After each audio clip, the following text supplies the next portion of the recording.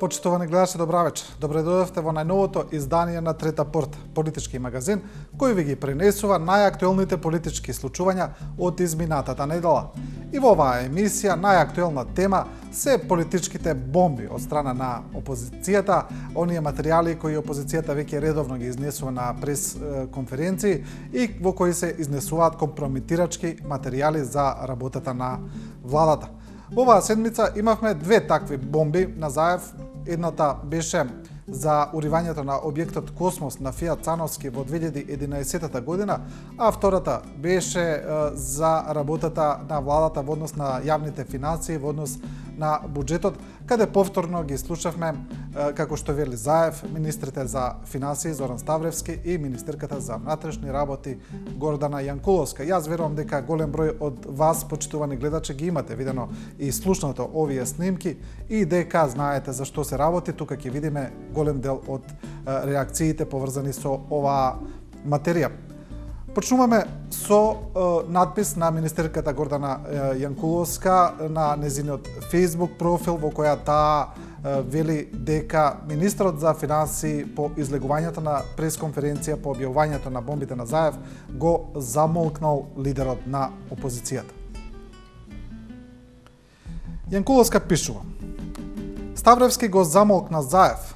Со министрите и премиерот некогаш имаме различни мислења, но секогаш го избираме најдоброто за граѓаните.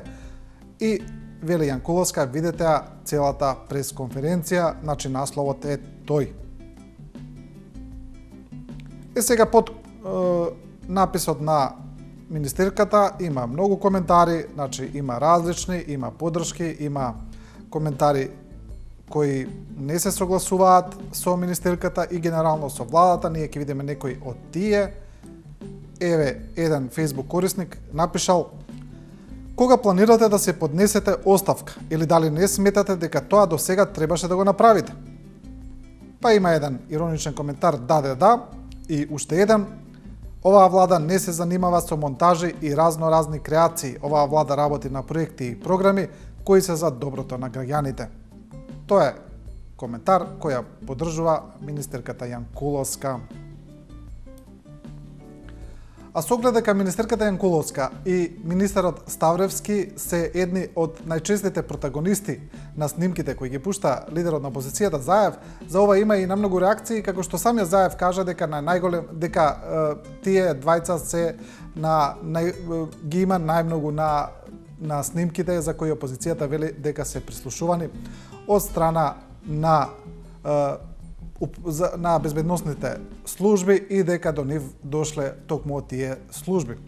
Новинарот Ивор Мицковски пишува за ова.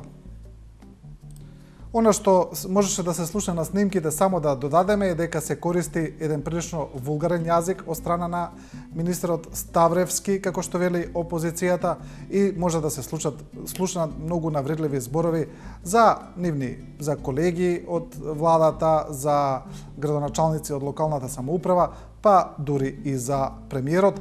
Токму за ова сега реагира новинарот и колумнист Ивор Мицковски, кој пишува: Ставре мисли дека Грујо е лудак. Грујо мисли дека Ставре е мивка. За Гоце сите се шупаци, копилјаци или кретени. За останатите, она е нарцис, комуњарите им се заеднички за сотруење. Началникот не мисли, дели шамари и јапси. Ете, една совршена демократска атмосфера владее во ДПМН и Македонија. И ќе видиме коментар, вели под написот на Мицковски: или општо народна кала курница. А министрот за транспорт и врски исто така се огласи по снимките кои ги објави опозицијата, на кои министрот Ставревски за него упатува прилично погрдни зборови. Јанакиевски вели дека покрај се со Ставревски одлично соработуваат. И еве еден од насловите во медиумите: Јанакиевски, односите со Ставревски не се одлични. Актуелните телефонски разговори кои ги објавува опозицијската СДСМ се класичен монтиран случај во соработка со странски служби. Имам одлични односи со министерот за финансии Зоран Ставрески, кој воедно го сметам и како дел од моето семејство, посочи денеска министерот за транспорт и врски Миле Киевски. Тој додаде: можам да истакнам дека покрај тоа што ми е колега, јас го чувствам Ставревски како многу близок пријател, кој е дел од моето семејство, односите ни се одлични. Јанакиевски вели дека Ставревски е еден од неговите подобри соработници, со кого дискутираат буквално за сите проекти и наоѓаат средства за реализирање на истите. Но иако дел од министрите ги демантираат наводите кои беа изнесени од аудио снимките, каде што се слушаат навредливи зборови, сепак тоа предизвикува најмногу реакции на социјалните мрежи. Продолжуваме со тоа, значи најмногу реакции предизвикаа овие снимки каде што досега зборуваат министрите Ставрески и Јанкуловска. Одиме со Миле Ситниковски, веќе познат Facebook активист, кој пишува иронично, се разбира: Зоки на Гоца. Америка да бевме, немаше да издржиме. Америка да бевме, вие немаше никогаш на власт да дојдете, Зоки Финансовски. Ова се однесува на оној дел од разговорот каде што опозицијата вели дека министерот за финансии зборува за лошата состојба во буџетот, дека се трошат пари на различни непотребни работи, дека се трошат пари на култура, на филмови, се спомнуваат и споменици, и веќе онаа позната фраза дека ние немаме леп, а јадеме чоколадо. Продолжуваме со Владко Василј, кој пишува на истата тема. Значи, тој зборува за истиот дел од разговорите, каде што министерот Ставревски вели дека да сме биле и Америка, немало да издржиме со оваков буџет. Па Владко Василј вели: со оваков буџет Америка нема да издржи, ама ќе издржи Македонија, пета најдобра економија во свет, нели министре?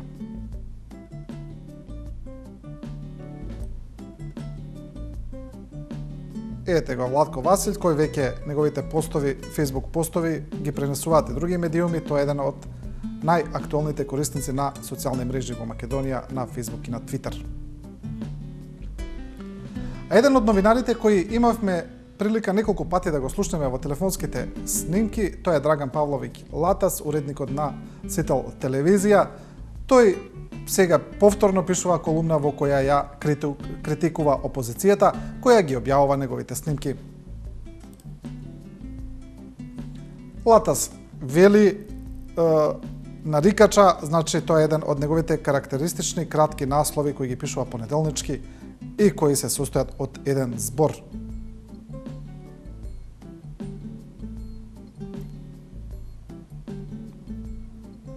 Еве ќе видиме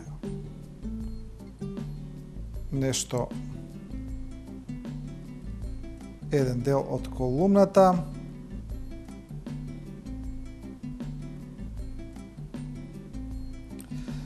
Ги пушти разговорите во кои сме Сашо Мјалков и јас за да добијат на широка популарност. Сашо и јас сме мит во Скопје, легенди за кои постои широк интерес да се знае за нив, особено да се влезе во нивната приватност која со деценија надвор од дофат на јавноста.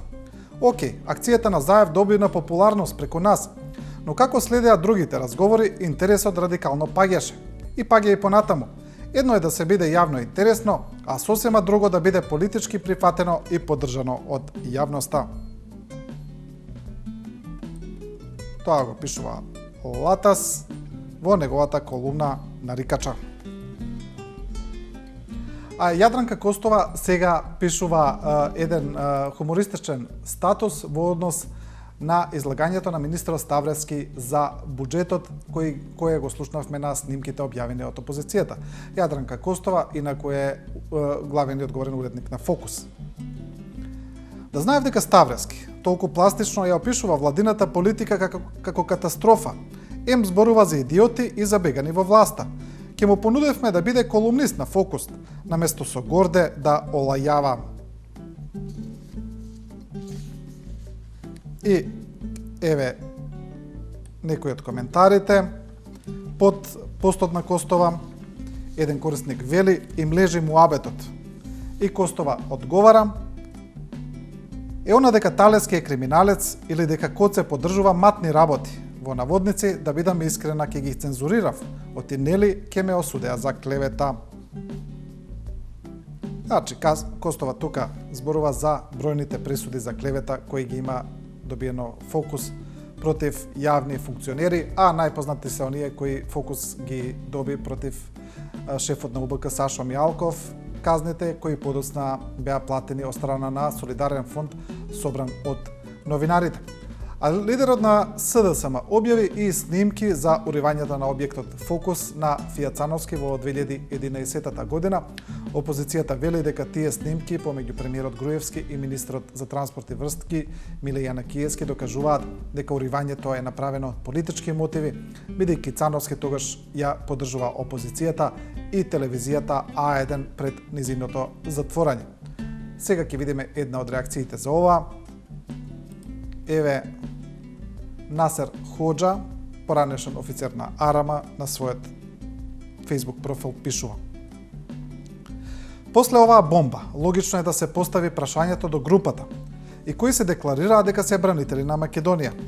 Дали човек кој инвестирал преку 100 милиони евра во државата е тој што ја руши и напаѓа државата, или тоа е една мала врхушка која е на власт и се поигрува со капиталот и со личностите и врши толкова тортура врз поединци, а преку нив дава порака и до сите неистомисленици во државата? Ако има правда, после сето ова би требало да им се конфискува сиот имот кој го стекнале додека биле на власт и тие пари да се стават во буџетот на државата со намена за оштетно побарување на оштетените. Вистината е како шило, таа боде и еден ден ќе излезе на виделина.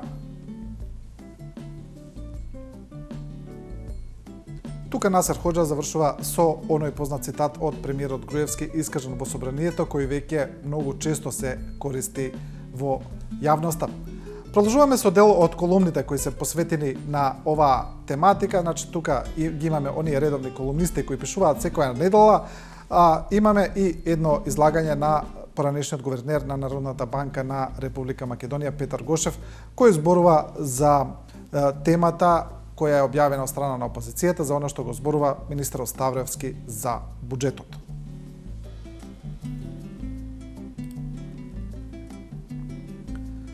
Одиме прво со Ерол Ризаов, новинар која доби оваа година и наградата од Сдруженијето на новинари на Македонија за животно дело, долгогодишен колумнист, кој доби награда за популарност од Златна Бубамара за најчитана колумна. А овој пат Ризаов пишува: кој е луд, а кој забеган. Од снимките се слуша, во еден период им се повраќало на седниците на владата. Велат, ние сме лудаци, ова што го правиме е ненормално, трошиме за чоколадо, а немаме за леп. Истото ова и јас го пишувам со години, ама многу внимавам да не кажам дека овие луѓе што не водат се лудаци. Па сега кога го слушам ова што го кажале министрите за внатрешни работи и за финансии, сакам да им честитам како во наводници комуњар што ги бутка темите. Навистина на човек да му се повраќа. Но да се вратиме на апелот што не бил за граѓанска војна, туку за политичка борба и на премиерот кој не бил воопшто забеган и добро знае дека од јадење чоколадо не се повраќа, ниту се полудува. Приглати сиромаштија, лесно се владее додека не почне револуцијата. Тоа е дел од секогаш интересните колумни на Ризаов. А мислење за министер за финансии има и Петар Гошев, поранешниот гувернер на Народната банка. Еве во напис на Радио Слободна Европа на македонски јазик. Во текст објавен под наслов Јавна и тајна буџетска реалност, Гошев вели: министерот за финансии знае дека се води лоша економска политика, меѓутоа очигледно е дека тој нема ниту еден пршлен од дрбетот, ниту елементарен морал. Очигледно е дека тој повеќе ја сака функцијата отколку својата чест и честа на неговото семејство, вели поранешниот гувернер на Народната банка Петар Гошев.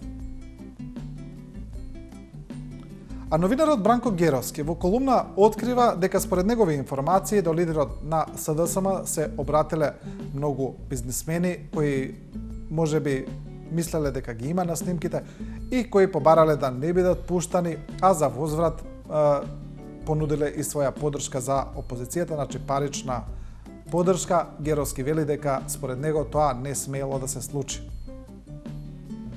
Колумната е насловена "Непристојни предлози".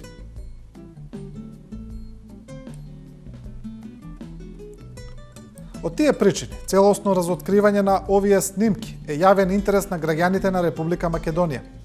Луѓето кои помогнале снимките од масовно незаконско прислушување да станат јавно достапни треба да бидат наградени, а не казнети. Заев пак јавно презеде обврска да ги обелодени сите снимки, освен оние кои не представуваат јавен интерес и се однесуваат само на личната интима на луѓето. Доколку Заев отстапи од своето ветување, ќе ја изгуби нашата поддршка. Јас лично не можам да се согласам да биде премолчено нешто за што јавноста има право и мора да знае. Жестоко ќе осудам било каков обид на лидерот на опозицијата за пазарење и не само јас, така ќе постапа сите на кои тој им ја вети вистината.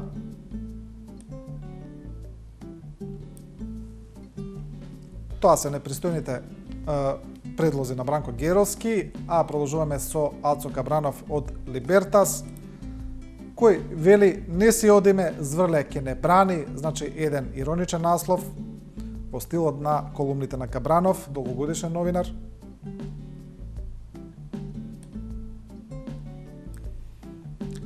Ја слушам новинарката од Далсат М, онака директно, кој што му личи на професионален новинар, а не труба на власта, директно во очи го прашува пастирот.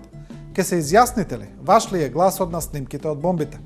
Да, тоа е вистинското прашање сега за премиерот кој 9 години живееше во облаци, беше уфилман, а до душа и сесрдно му помагавме да мисли дека само небото му е лимит. Одговор доби. Чувте вие кои што ги следите професионалните, а не телевизиите кои се негови измекери. Нема да ни кажал, оти така требало. Аха, има право човекот. По кој знае кој пат се крсти во послушникот, неговиот зврле, кој приметувате откако се појавија бомбите, исто како оној председникот Хорхе го снема, не бекнува. Чинам човекот чека инструкција од лабораторијата на Груја, некои нови откритија за внатрешниот непријател. Кој те признал, тој или него излустрира, го разголе ко Прометеј, кога осамна онака без гаки пред да му облечат. Тоа е колумната на Кабранов. Секогаш интригантни, секогаш контроверзни, не си одиме, зврле ќе не брани. Главниот и одговорен уредник на Дневник Дарко Јаневски пак ја брани позицијата на власта повторно во неговите колумни и вели дека овој пат Сдруженијето на новинари не постапува професионално кога го повикува лидерот на Заев да ги објави спорните материјали. Дарко Јаневски пише 500 денари за снимка.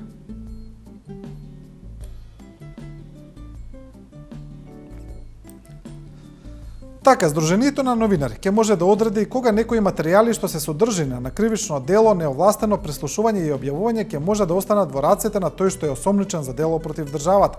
И тоа да не се третира како попуст од јавниот обвинител кон политичка партија која не е на власт. Со денови и месеци истата партија ја држи целата јавност во заложништво, а јавниот обвинител кој не ли е ВМРО-вец, односно под контрола на ВМРО-вците, тоа да го толерира. Истата логика ја има и СДСМ. Кривично дело било тоа што е пуштена снимката на Зоран Заев во кабинетот на Никола Груевски, тоа било материјал снимен со посебни истражни мерки. А не е кривично дело кога тие пуштаа снимки што ги нашле во дворот оставени од загрижени патриоти на оваа држава. И кога е очигледно дека тие со тие снимки манијачат луѓе од партијата наспроти тврдењето на Заев дека очите му зацрвенеле од работа.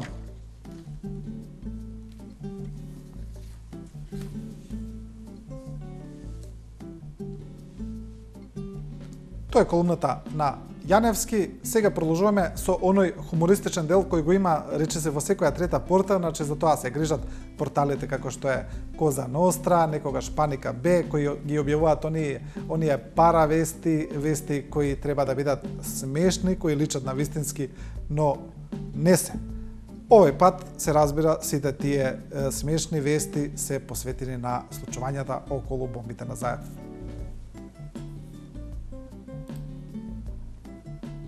Еве неделникот Фокус, например, сега објавува една монтажа на познатиот холивудски блокбастер Inglourious Basterds, значи неславни копилиња, во превод на македонски и тука како главен лик е ставен министрот за финансии Зоран Ставревски, токму затоа што многу често тој израз копилиња го употребува во разговорите кои ги објавува опозицијата. Тука еве ставени се како главни ликови во филмот сите членови на владата. Ставревски ќе го режира продолжението на неславни копилиња. Откако стана јасно дека на министерот Зоран Ставревски омилениот збор за опишување на луѓето со кои соработува му е копиле, Квентин Тарантино го замоли да го режира второто продолжение на неговиот голем филмски хит од пред неколку години неславни копилиња.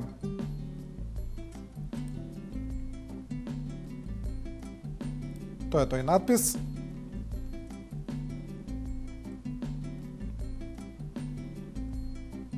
А откако на снимките се слуша дека опозицијата вели дека министрите за внатрешни работи и финансии за работата на владата велат дека тие се лудаци, значи цитирам, бидејќи трошат пари неизмерно на работи кои не се потребни, верувам дека оние кои ги слушнале снимките знаат за што се работи. Сега порталот Коза Ностра пишува една таква сатирична вест.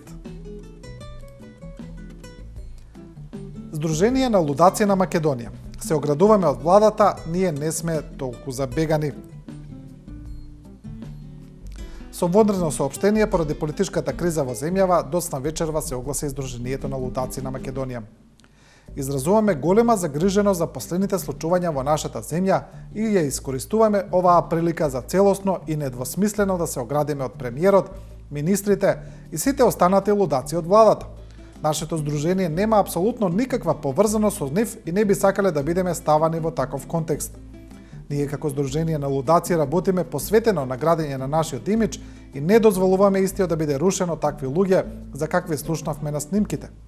Одговорно тврдиме дека ние не сме толку многу забегани и дека никогаш не би дозволиле да правиме нешто толку ненормално, да немаме леп, а ние да купуваме чоколади, стои во соопштението на Сдруженијето.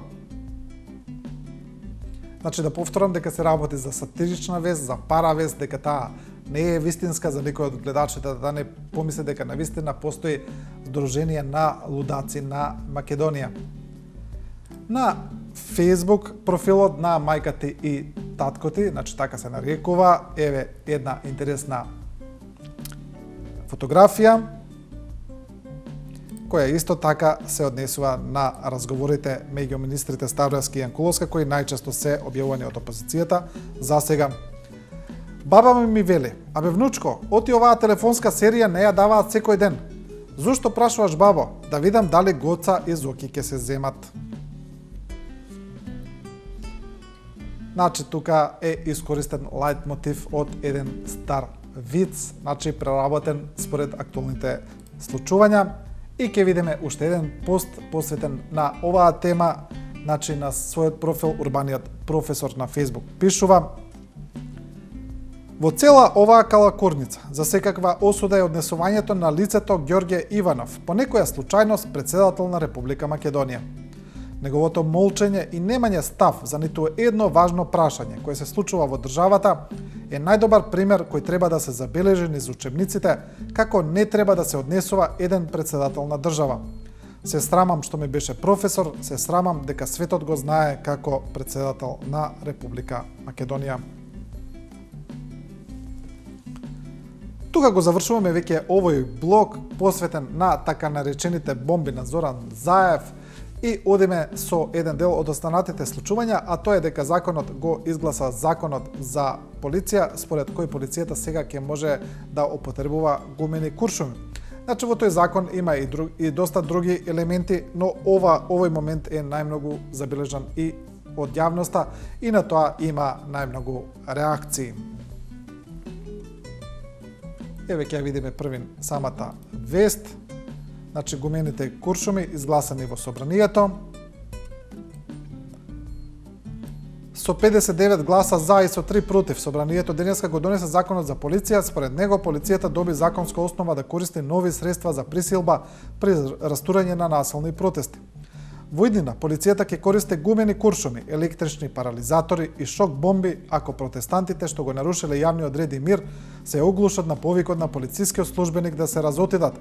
Со закон, полицијата досега за воспоставување јавен ред и мир можеше да користи физичка сила, палка, хемиски средства, млазови, вода и службени кучиња. Тоа е постот. И професорката Мирјана Најчевска, која е исто така и експерт за човекови права, реагира на ова, пишува на својот профил. Ова е навистина за приказ. Овие марионетки кои се представуваат за пратеници се однесуваат како ништо да не се случува и си кркаат дневници и си гласаат идиотски закони.